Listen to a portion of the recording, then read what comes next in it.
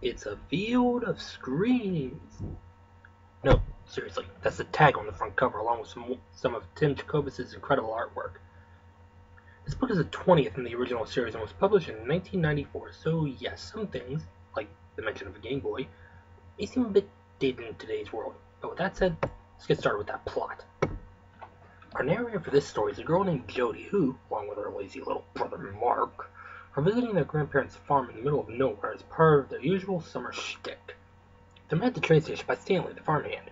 Jody says he's pretty unpredictable in terms of what's going to come out of his mouth, but he doesn't come off as such in the majority of the book, so you might as well get used to that. Stanley works for Jody and Mark's grandparents, Grandpa Kurt and Grandma Miriam, along with his teenage son Styx, who we'll meet later.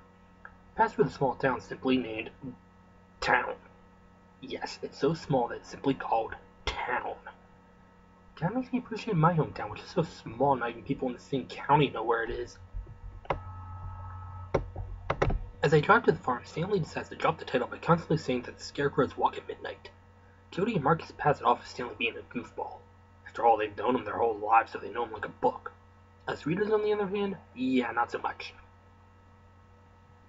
We finally meet the grandparents, who are said to be the rumored cool grandparents that everyone wishes they had. Not to knock anyone's grandparents, of course. Grandpa Kurt is said to have some awesome ghost stories, and according to Jody, Grandma Miriam's chocolate chip pancakes are to die for. My words, not hers. Jody notices that there are now over a dozen scarecrows in the nearby cornfield, and last year there was only one.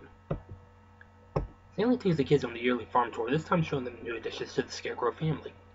Stanley's 16-year-old son, Styx, no real name given, just called Styx because apparently he makes the Slender Man look fat, says to scare Mark and Jody, something that he's always done because he enjoys spooking the city kids. This will kinda come into play later. That night, Jody and Mark try to get Grandpa Kurt to tell one of his famous ghost stories, but he refuses, saying that he's just not in the mood. This is our first red flag that something is wrong. Grandpa Kurt has always had scary stories to tell right before bed, and always in front of the fireplace, which for some reason isn't lit this night. That night while sleeping, Jody thinks she sees some of the scarecrows moving in the cornfield, but she passes it off as the wind or sticks being sticks. Morning comes and Jody and Mark are ready for Grandma Miriam's awesome chocolate chip pancakes. So imagine their shock when they're served a bowl of frosted flakes. They're great! Why no pancakes? We want pancakes! Stanley takes Jody and Mark fishing while Styx runs into town to do some shopping.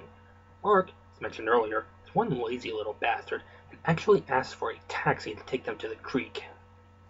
Ugh. Yeah, taxi in the middle of nowhere.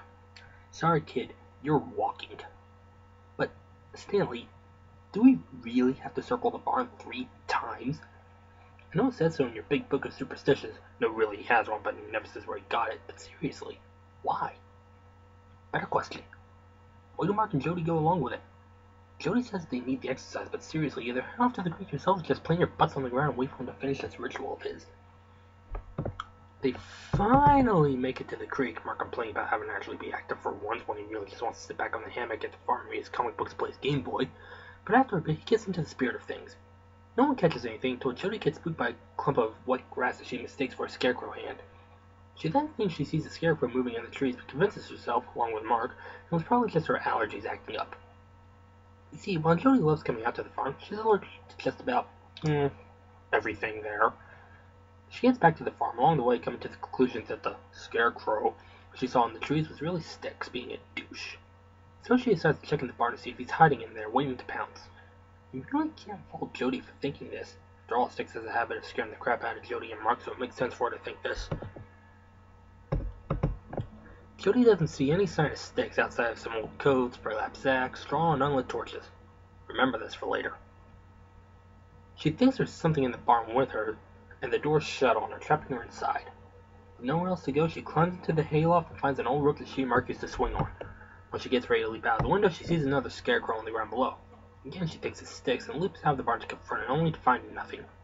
She runs into Styx and confronts him, but he insists that he had nothing to do with anything she's talking about, and actually seems shocked when she mentions the scarecrows.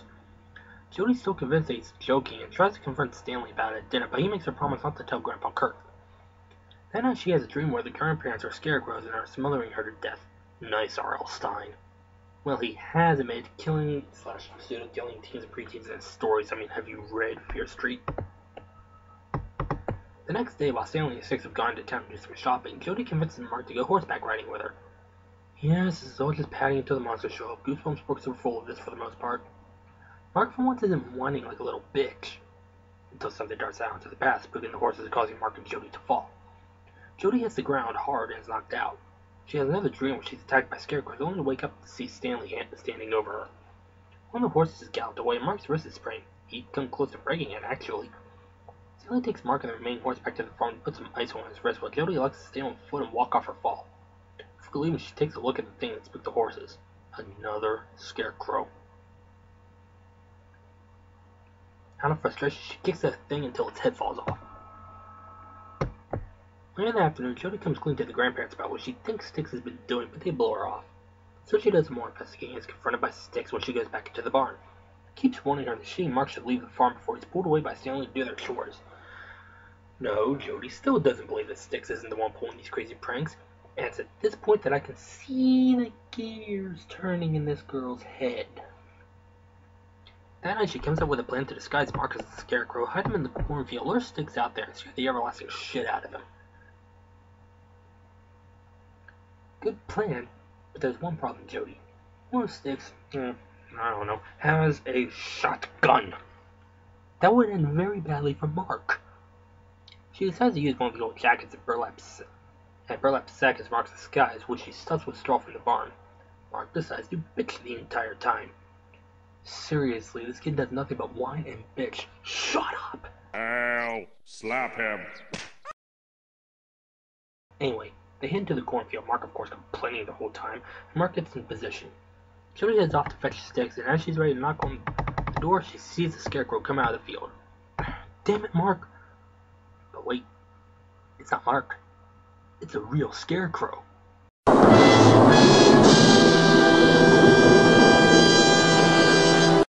He attacks Jody. She tries fighting it off, but is about as successful as you'd expect. Styx shows up at the door, convenient, and defeats the Scarecrow by grabbing it and throwing it to the ground. What you don't see is Styx curb stomping the thing. I'm just kidding, that part didn't happen. How do you curb stomp a Scarecrow? Styx reveals that Stanley brought the Scarecrows to life a week prior using a magic spell in his big book of superstition. No idea where the hell he got that thing, and used them as a means to blackmail the grandparents and doing what he wanted. By that I mean no more ghost stories and no more chocolate chip pancakes. The hell, dude? You don't like ghost stories and chocolate chip pancakes, so you use black magic to bring an animate drama into life as a means to make the grandparents do what you want? You work for them, they don't work for you. There really was nothing to keep them from, firing your ass. I think the only reason they didn't fire him was because either A, he threatened to use the Scarecrows on them if they did, or B, he'd worked on the farm since he was about 6 age, so despite what he threatened, he was still seen as a member of the family. That's my explanation. Where's yours? Speaking of Stanley, he appears and Styx manages to convince his old man that he was the one behind the Scarecrow pranks. Stanley believes him until Mark shows up. Tja, way to ruin it, little brother. Stanley rushes inside and comes back out with his big book of superstition and heads to the cornfield. The kids follow him and catch him as he recites a magic spell that brings the Scarecrows to life. The reason for doing this is so that he can control them. Yeah, I'm sure that's going to work out. As you might imagine, that backfires almost instantly. Styx tries to get Stanley to reverse the spell, but his dad's too afraid. Seriously, did he even think about this? Scarecrows chase him out of the field and back to the house where Grandpa Kurt and Grandma Miriam are now awake. Oh, and Styx has gone MIA. Scarecrows show up and they have their little struggle. I guess Scarecrows try to smother people, at least that's what it looks like. Styx shows up with 2 flaming torches in his hand. Heh, told you to remember them. He had them stashed for just such an occasion. Like Pinkie Pie keeping balls all around Ponyville in case Cerberus goes on a rampage. Not making that up, that actually happened.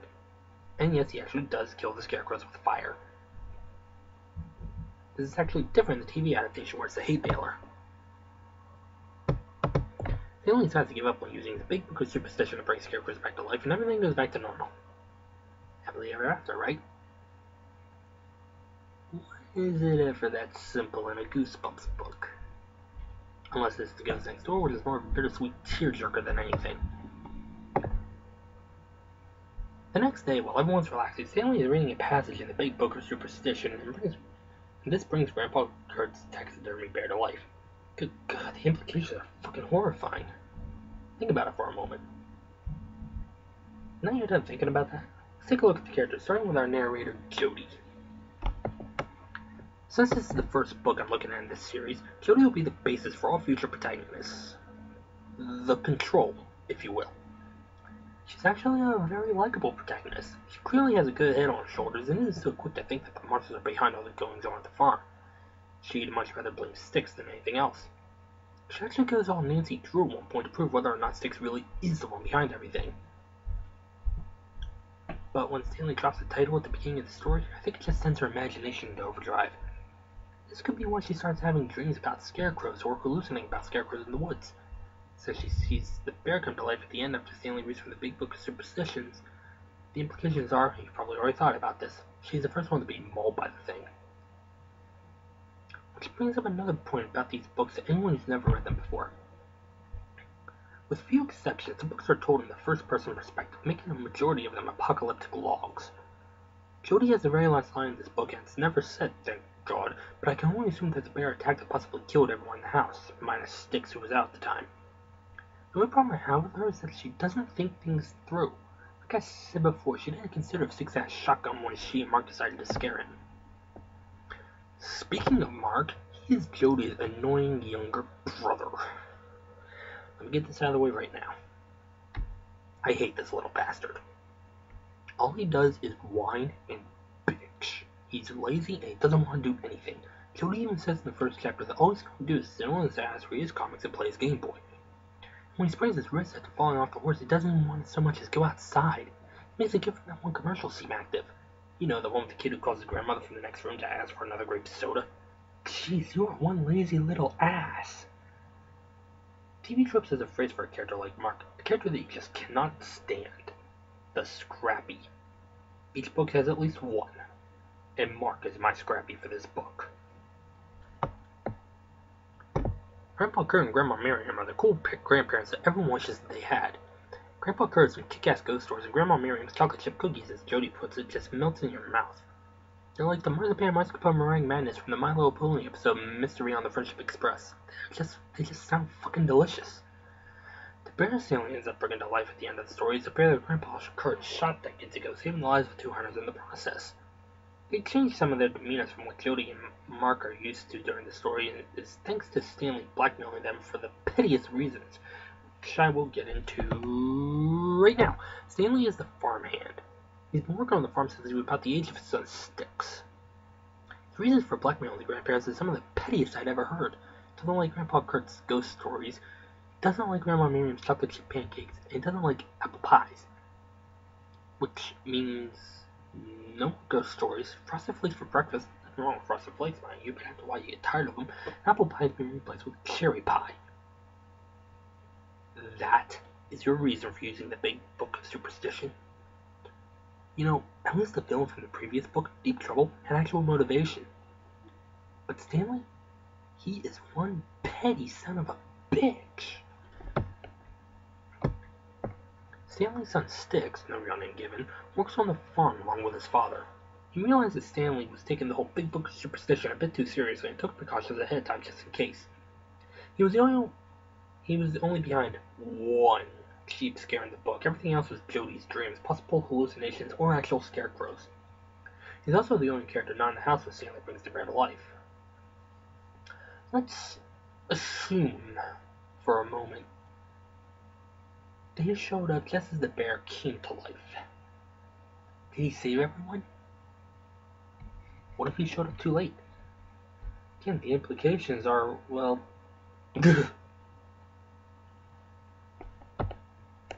And finally, there are the monsters of the week, the Scarecrows. Scarecrows aren't really that scary in terms of monsters, but they do act like the traditional voodoo zombies. What I mean by that is that they don't seek out humans for food, but rather they attack by smothering and strangling their prey. But they're easily defeated by the power of fire, or in the case of the TV adaptation, the hay baler, which is also the thing brought to life at the end of the TV adaptation. That was the Scarecrow Walks at Midnight. I'll admit, it's not one of the best in the series. Honestly, that's a hard choice to make, considering that I can name 3 really good ones at the moment. Stay Out of the Basement, The Werewolf of Fever Swamp, and The Curse of Camp Cold Lake. That one was fucking creepy. But the one I'll look at next month is arguably one of the better books in this series, A Night in Terror Tower. See you then.